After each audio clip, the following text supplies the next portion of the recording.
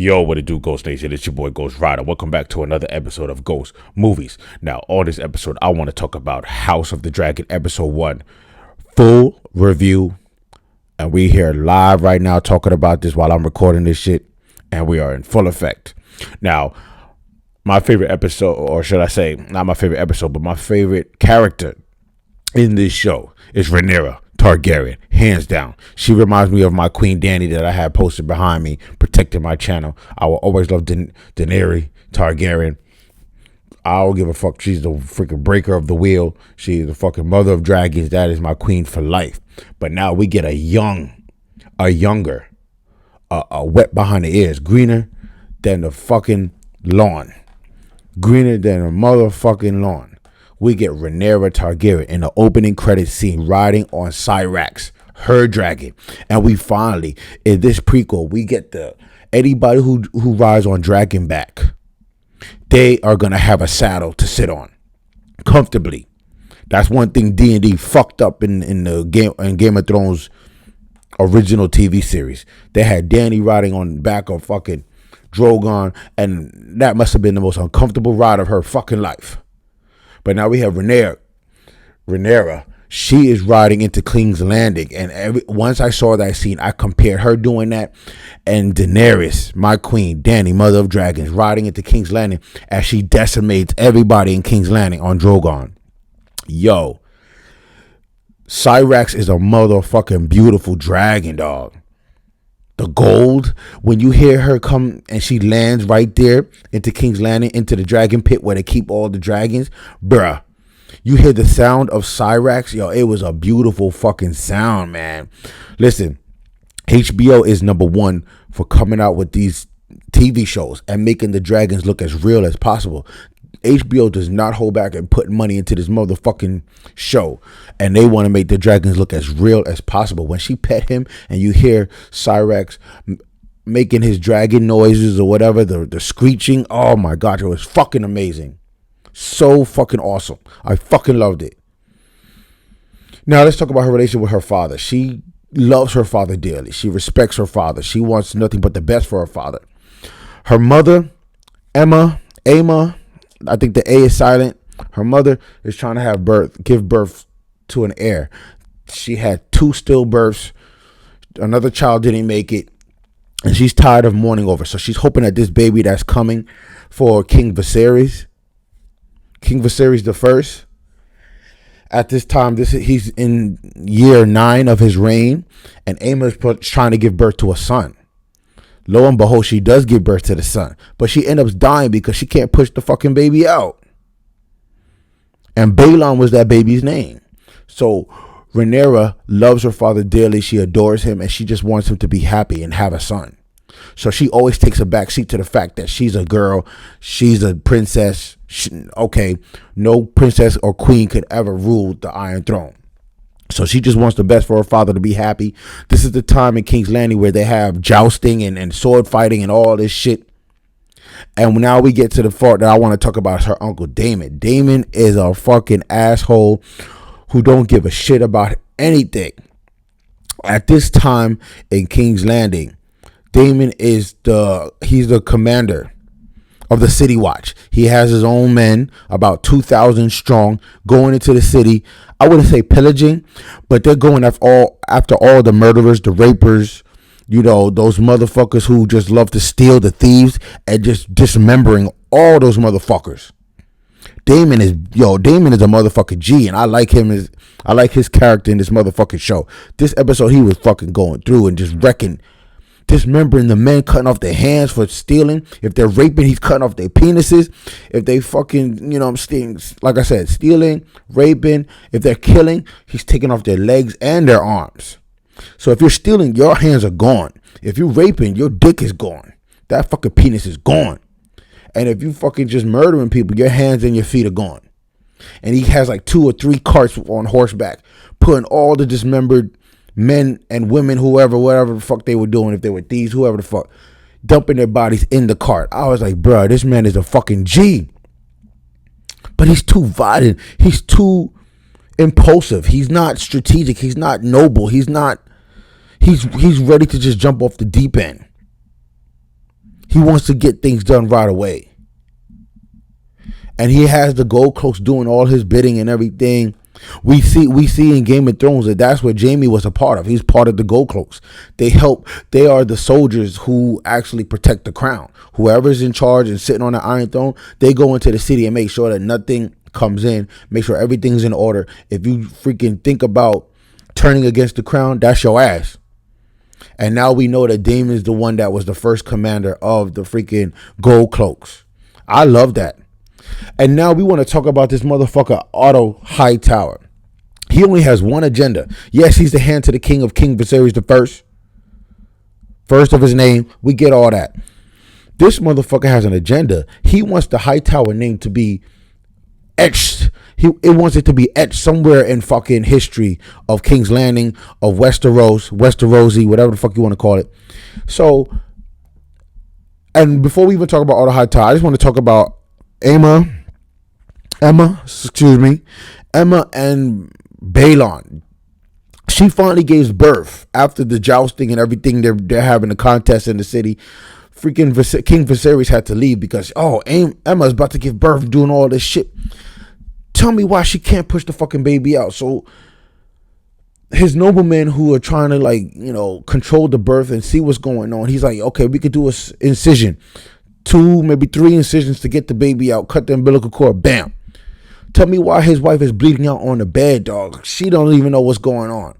He wants to save his son. He knows that that's his son in there. He had dreamed about that shit. They finally get the baby out. The umbilical cord is cut and everything. The baby looks healthy to me for a quick instant. But maybe the baby was born too early. They try to get the baby out too soon. So the freaking Emma's bleeding in the fucking bed and the baby's fucking wrapped in swaddling clothing or whatever. And dog, the freaking Emma died. That scene was crazy when she couldn't give birth and they just pulled her legs to the middle of the bed. She's like, her head's off the pillows. They cleared everything. All hands on deck, holding her extremities and shit, kind of like strapping her in or whatever the fuck. That first incision, man, you just hear a long roar, a long cry. And that shit got me, yo. I felt that shit. Like, fucking Viserys didn't even warn her. He just like, yo, I love you. Emma, I love you. Emma, fuck it. The A is silent. And that's what I'm sticking with. Yo, it's fucking crazy, man. That first incision, when they cut her belly and you just see the blood, they did 3 incisions. And her belly's just laying there. And they just pulling the skin back and all the blood just fucking coming out to get that baby out. Bruh. And all of that for what? You made it. King Viserys made that choice to do this incision. You lose your wife, but you save your son. The son is born, and they wrapped him in a towel or some cloth, whatever, some long cloth or whatever, and freaking Balon dies too. And then we get to the fucking funeral scene, which was serious. Daemon goes up to freaking Rhaenyra and says, "Yo, your father needs you in time of need. He don't need me. You're his daughter. All your other brothers and sisters are going from false births, stillbirth, whatever the fuck, and now you just lost another brother, or you lost your brother, Balon." So here we go. Rhaenyra, she goes down. She sees Syrax on the hill. And when she says those freaking words, she looks at her father, King Viserys, and she says those fucking words. Dracarys. Man, all I could think about was my queen, Dany, when she says those words on Dragon's back. And every time she says Dracarys, man, yo, I feel like skeeting on my TV, bro. Like, yo, I don't give a fuck, man. I just lose my shit. I every time I see Rhaenyra now, I just see Dany. And this is a young Rhaenyra. We don't even get. I think this is 10 episodes. We're gonna slowly but surely get to older Rhaenyra. But man, when she said Dracarys and she looks at Syrax looks at her, and you just see the dragon just come down the hill, and he just lays waste to freaking Emma and fucking Balon and just lights them up on fire, man. And you see King Viserys the First just crying, man. You see the tears coming out. He's mourning now. He's hurt. He was so happy to have a son. He was so happy. And yes, he was torn that he lost his wife. That's his wife, bruh. But he was about to have a son, a rightful heir. The baby, he thought the baby made it and bolted him. He just lost his whole world. He'd even talk after the fucking funeral. He'd even talk to Rhaenyra for like months. He's just in his chamber, sculpting shit of King's Landing, whatever the fuck. You have freaking Alicent Hightower coming in, reading him stories and shit. And fucking trying to, I guess, wine and dine him and keep him company and shit so that they finally become a married couple or whatever the fuck. Yo, that funeral scene got me, man. A tear didn't come out, but man, I felt that fucking shit, man. It was fucking real. And now let's talk about Otto Hightower. I started, I'm doing this off the cuff of my dome. Nothing is scripted here. This is all, I just watched it. It's fresh in my mind. I gotta let it out. I gotta fucking let it out. This show just gets me excited. I was always excited for Game of Thrones. I love how season 7 and season 8 ended, but I missed it. And this prequel show got me hyped and excited to dive right back into the motherfucker. Otto Hightower, I mentioned in the beginning of this video, earlier in this video, that he has an agenda. He wants to etch his name Hightower into the pantheons of the great kings, or hand to the king in fucking Westeros history, in their lore. So now he has a plan to have his daughter spoon feed or wine and dine the king so that she can get married to him and have his kids. And then he knows that Hightower is now etched in history. They're going to be reading this for years and decades and fucking millennia and centuries to come. That was his plan. After the queen did not make that childbirth, that was his fucking plan. And it worked, because now the queen, Alicent is going into the king's chambers and she's fucking getting closer to him. And they're going to be beating the sheets, man. You know that's happening. Come on, man. You're the king and you have a beautiful female, redhead, mind you. Don't sleep on redheads, man. They freaks. Freaks in the sheets. Facts. He beating it up. They're going to have kids. They're going to get married. They're going to get closer and closer. That's what it is. Daemon has his whores and brothels and shit. Nah, King Viserys the First wants a noble woman as his bride. Let's rule together. Bam. And that's exactly what's gonna happen. And then I love the ending of this episode. I'm gonna keep this video short. I love the ending, how he comes into Rhaenyra and he calls for her. We see Balerion the Black Dread's skull hanging over a fucking row or sea of candles. It was so awesome to see Balerion the Black Dread's skull, because I love Aegon's Conquest, man. I love that story. And I've always wanted to see Balerion the Black Dread in live action, whatever the fuck. Because we've seen the images, we've seen the pictures, we've seen the drawings of what Balerion looked like. And he's the biggest dragon out of all the dragons that the Targaryens have ever ridden. And man, just see his skull right there. He calls for Rhaenyra. And I love this father-daughter moment, man. I've always wanted a daughter, and I felt that shit. Hopefully, with the good man upstairs, God, he's going to give me one. Anyway, to see Rhaenyra and freaking Viserys the First, King Viserys the First, and he's just talking to her, and he's fucking scolding her. Do you know the history of fucking Targaryens? If I'm going to make you the heir of this fucking kingdom, you're going to sit on the Iron Throne. Daemon is not. And she thought, I thought Daemon would. Nah, you are. And I'm going to question you. And every king that passed down the throne from generation to generation knows that Aegon had a dream, and it was a song of ice and fire. And I got goosebumps when he said that. And his dream was that he saw past a big icy wall in the cold abyss, the fucking dead will rise up and try and take over Westeros. And his vision in the dream, everybody's going to come together, and he wants to make sure that there's a motherfucking Targaryen sitting on that Iron Throne to help defeat the dead so that the living may survive. Oh, man. And then at the end, he said, I'm making you as the princess. You're the heir. You're my heir. And you're going to sit on the Iron Throne. And then you see everybody get introduced into the Red Keep of King's Landing. And you see every motherfucker come in. You have, what's his name? Valerian, what the fuck is his name? The black dude with the dreads. Chorus, or whatever the fuck his name is. I can't remember his last name right now. He comes in and announces his house. Then you have freaking Rickon Stark. I was shocked to see a Stark in the show come in and announce that he's gonna, he acknowledged the fact that you are King Viserys and fucking your daughter is now the heir to the throne. I fucking love that. I fucking love that shit. And then you have every house coming in. And everybody's gathering into the Red Keep. And everybody's fucking just announcing while freaking Rhaenyra is standing right there. She is standing right fucking there. And behind her, you see King Viserys the First sitting on the Iron Throne. And everybody just respects his decision to have a woman now become rightful heir to the Iron Throne.